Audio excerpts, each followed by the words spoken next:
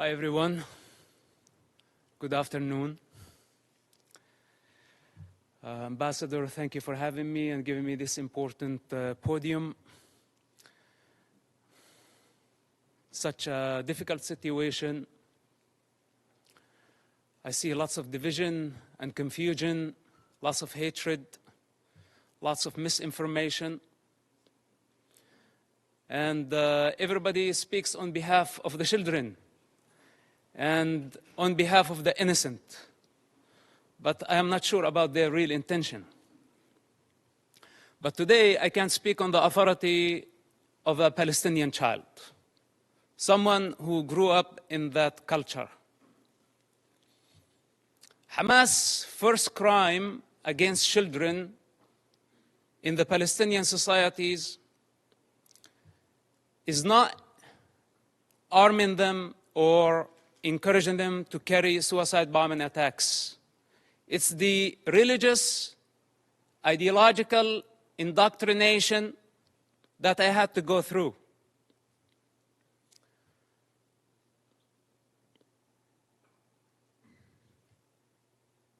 With one intention in mind: to annihilate the state of Israel. This is Hamas' primary goal. In this truth, there is no confusion.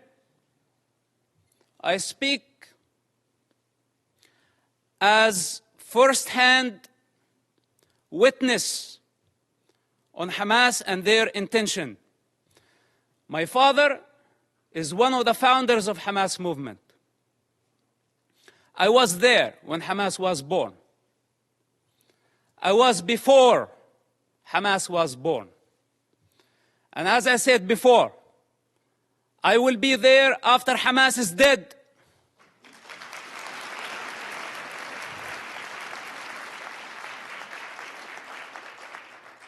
I am not a part of propaganda. I don't work for nobody. I only represent myself. And on this authority, I speak. So don't be mistaken and take my words very carefully. Hamas is committing a crime against this generation and the next generations to come. So blaming Israel is not going to solve the problem. Imagine a 10-year-old child. When I disobeyed Hamas, I was tied up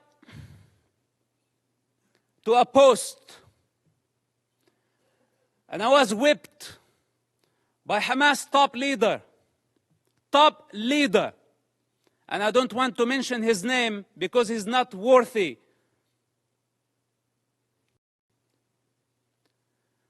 With the electric cable. Every lash, I lost my breath. Until I lost my consciousness. My father was in prison at that time. And this leader thought that he was my mentor. This is Hamas discipline. This is how they wanted me to be. To become a violent savage like them. And the very basic intelligence of a child, when I felt that was not natural, it wasn't. But I had still to go to the mosque to please my mother and please my father and obey this type of monsters. I hate to talk about my personal struggle. And I hate to be in a position to be at defense. He also don't like to be at defense. Because this is what Hamas did to Israel on October 7th. They put all of us at defense.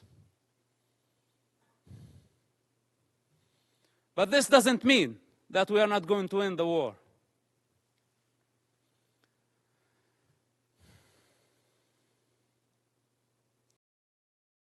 growing up in that society, majority of the Palestinians blamed Israel.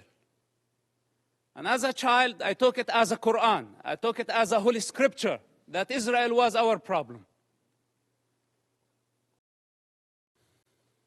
But then as I grew up, I start identifying the enemy within. The religious authorities, the corrupt leaderships, who basically did not care about children, they did not care about Palestinians, they still don't care about nobody but themselves.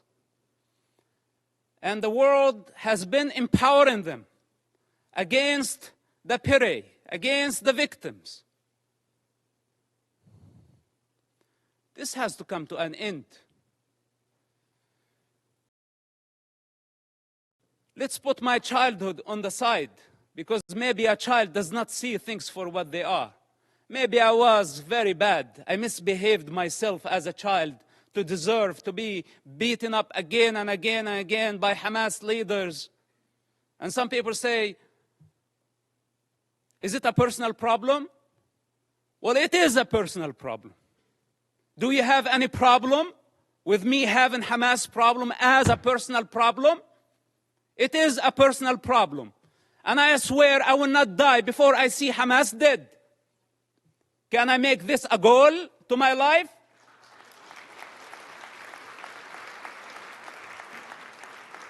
You know, unlike many of the leaders who sit here and give Hamas legitimacy by not condemning them, if the entire world stand there and say otherwise, the child witness within will always be there.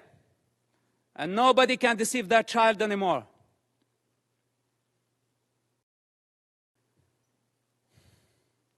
Then, as I grew up, I become the Hamas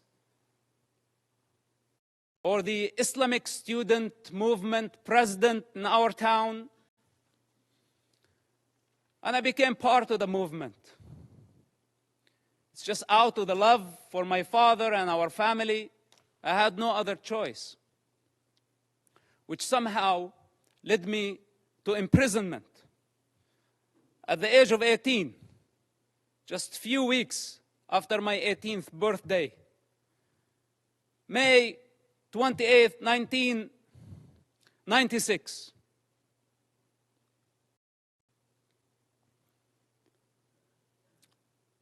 My problem was not Israel who arrested me during that experience.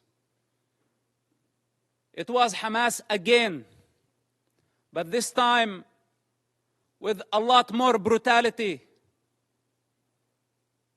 a lot more pain than the pain I experienced on a personal level. In prison, Hamas tortured and killed hundreds of Palestinian prisoners, Hamas members, because Hamas had suspicion that they were collaborating with the State of Israel. I spent 16 months in that first arrest among Hamas leaders. What was called Al-Majd, Hamas security wing, for those who don't know, this division of Hamas. This security wing, they brutally tortured people, putting needles under their fingernails, burning plastic on their bodies, putting off cigarettes in their skin. The screams of hundreds of prisoners over that period of time. How could I forget? And I don't wish for any of you to go through such experience to realize what type of monster we are dealing with. It's unfortunate that my father helped establish such an organization.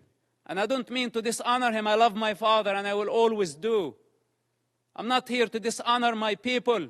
I love my people.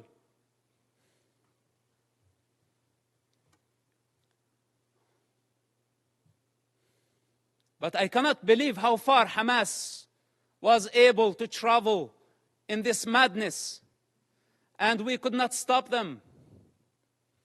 After I was released from prison, I made very hard choices. And I don't have the time to go through all my motives, but yes, I had many motives. Many motives to fight against Hamas, and I still do. And nobody can get in my way. Not even the United Nations.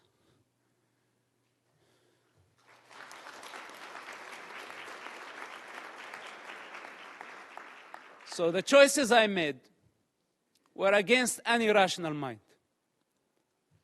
I ended up working together with the Israeli intelligence for 10 years. We had a common goal. That goal was to stop suicide bombing attacks. Hamas, for those who don't know, or those who have short memory,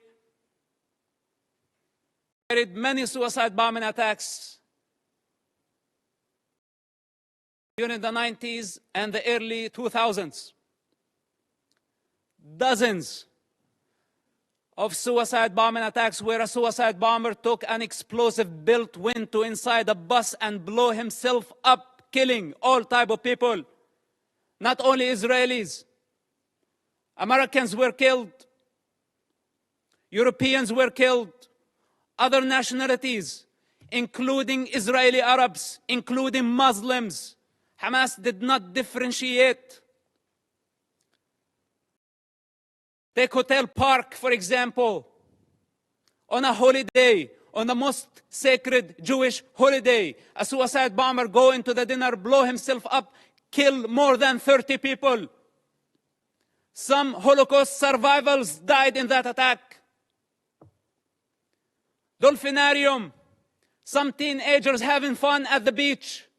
Hamas suicide bomber killed about 18 and wounded dozens. Look up, see how many buses. It did not stop there. Hamas attacked the Hebrew University. 6 Americans were killed in that attack.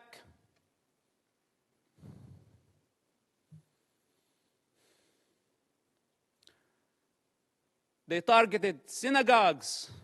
They targeted everywhere. Knowing the Israeli retaliation, they invite violence. They love violence. Hamas, without chaos, cannot survive. It's their climate. This is where they thrive. When the peace process came, if you follow the history of Hamas and their development or their evolution, whatever you want to call it, Hamas, what sabotaged the peace process through suicide bombing attacks.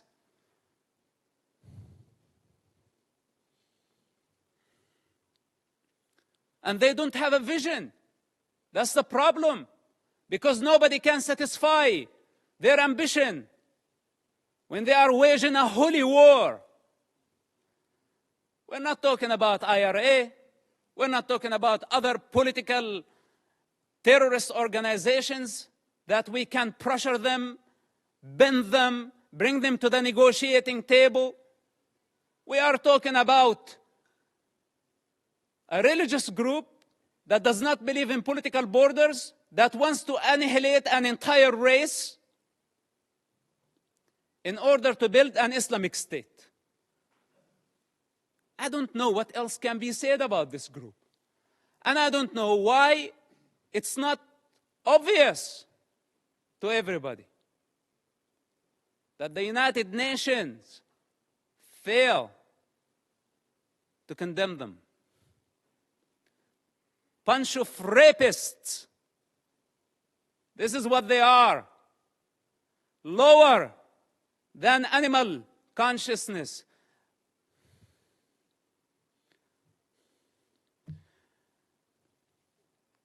So, I don't speak only on the authority of that child, and someone who grew up in the Palestinian territory, I also speak on the authority of someone who has 10 years of experience in a counterterrorism of the Israeli intelligence.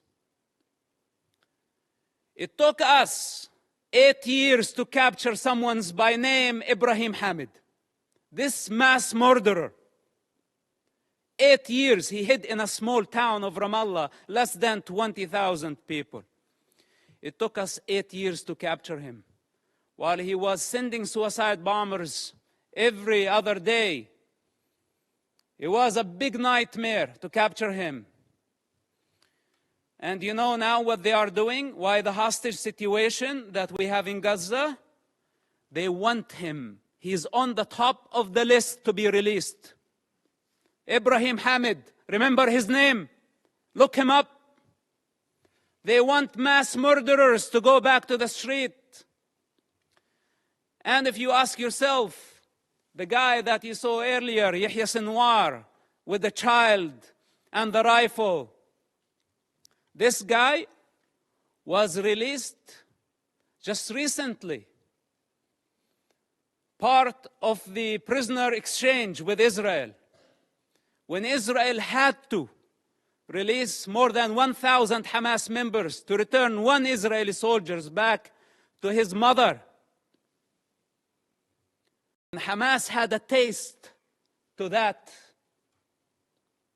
So they thought this time they can go and bring 200 hostages and more. So they can bring the only true democracy in the Middle East to its knees. This is why it's a very brutal war.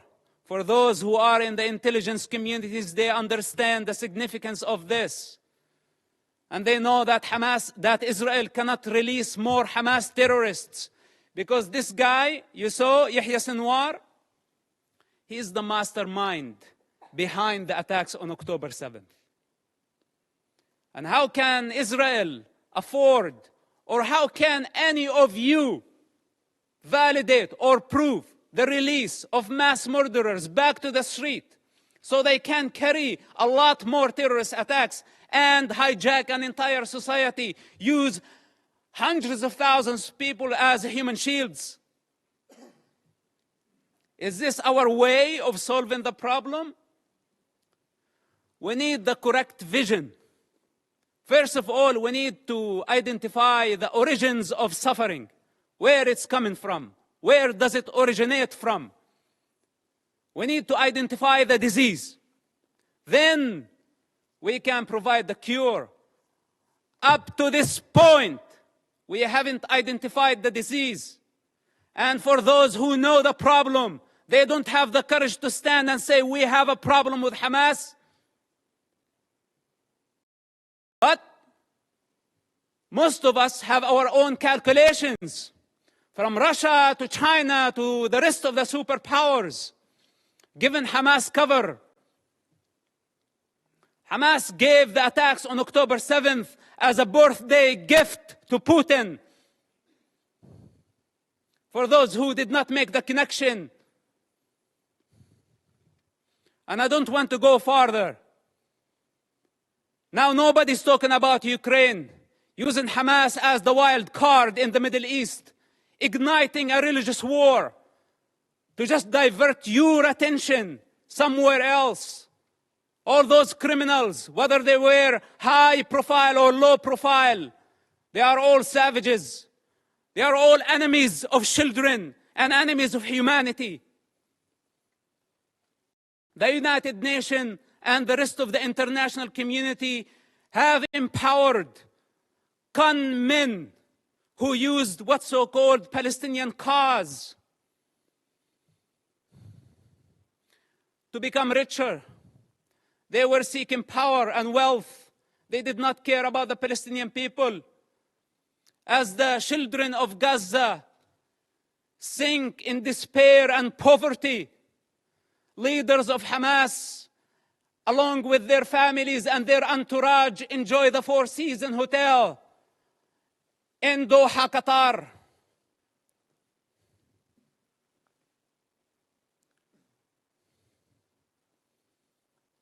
can continue putting our head in the sand, but then we have escaped our responsibility. I can go on and on for hours, or should I say for 45, 6 years of my life. But I don't have the time. I don't have the time.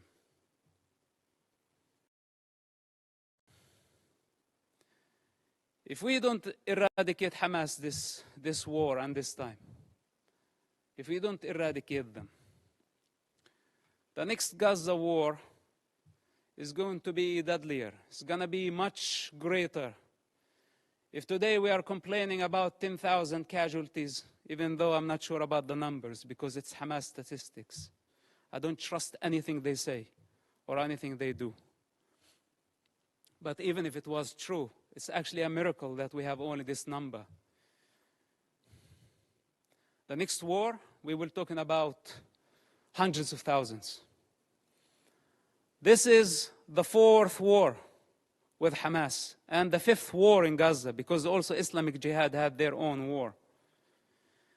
If we don't eradicate Hamas and other terrorist groups in Gaza this time and give Gaza back to the people of Gaza, we will give them legitimacy. We will show them that we are afraid.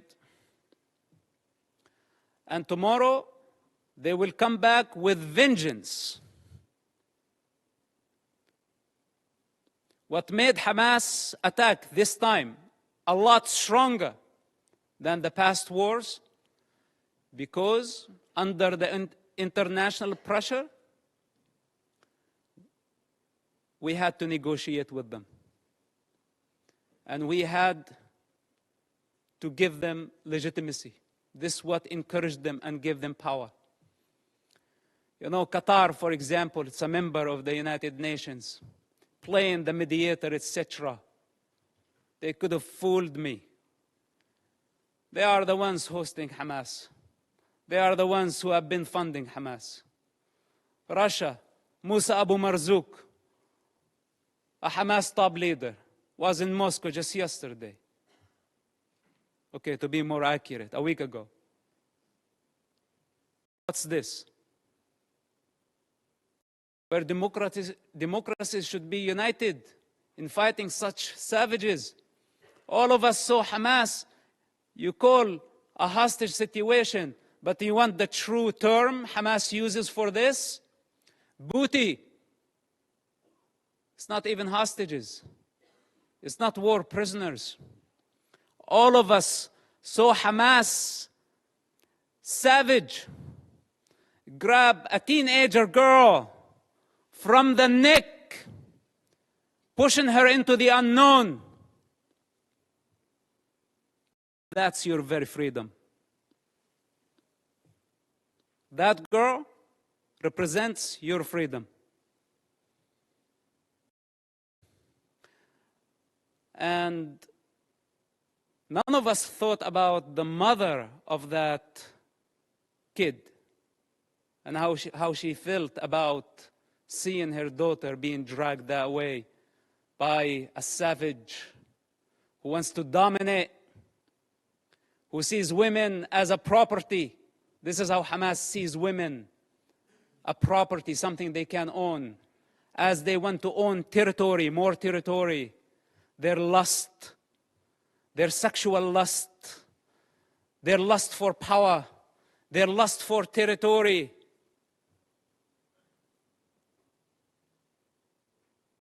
I had to die many times in order to transcend this mentality.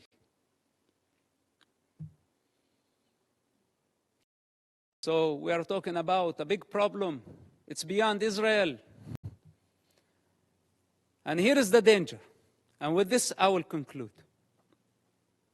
The danger if Israel fail their war in Gaza, which is a brutal war, Because if it was open war, Israel would annihilate Hamas in no time, matter of hours, let's say days. Hamas is finished. But since Hamas strategy, it's a strategic thing of Hamas to take human shields. This crime cannot be forgiven.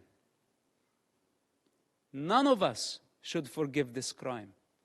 Gambling with children's blood for political gain, it doesn't get worse than this. So Israel now got stained by blood. This is what Hamas wanted to happen from day one. They wanted to sacrifice thousands of children so Israel can take the blame. Digging tunnels and bunkers under hospitals, schools, launching missiles. A Hamas misfire, how many people killed at a hospital, and they went so fast to blame Israel, and the rest of the world listened to them and listened to their propaganda. Nobody is concerned to check what is true and what is false. Whatever that serve our political and short-term interest, we go for it. Suicidal, not knowing that we are going against evolution. We are going against the collective consciousness of humanity. We're going against the interest of children, the defenseless children who has no one to speak on their behalf. They don't have the power to discern. And yes, they are dying. But who's causing all this death? Blame is the cheap way. It's the way of the coward. Those who have the courage, take responsibility. They don't blame.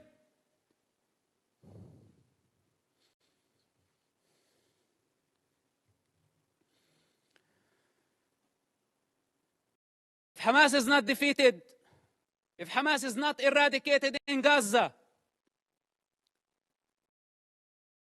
we will set the model. We will give the freedom to so many radical groups around the world, especially in Europe. Because many of ISIS have fled to Europe under civilian cover. They are sleeping cells in Europe. And there is a migrant problem in Europe. And there is an Islamic problem in Europe. And this is just a warning. If you really care for the global security, and I speak as a person who was part of the counterterrorism effort against radical Islamists, if Hamas is not defeated in Gaza, it will inspire many groups around the globe. They will see that few thousands of savages can blackmail the international community, the superpowers, and bring democracies to their knees. Many of them are watching now, and many of them are very happy about how the world is responding. And many of them are satisfied to see the state of confusion and fear and anxiety. This is the time to get united. Because if Israel fails in Gaza, all of us, we will be next. Thank you for listening, and thank you for giving me the opportunity. May God bless all of us and protect our children, not only the Palestinian children, but also the Israeli children. Bring the hostages back to their families. And may God bring peace to this divided world. Thank you very much for listening.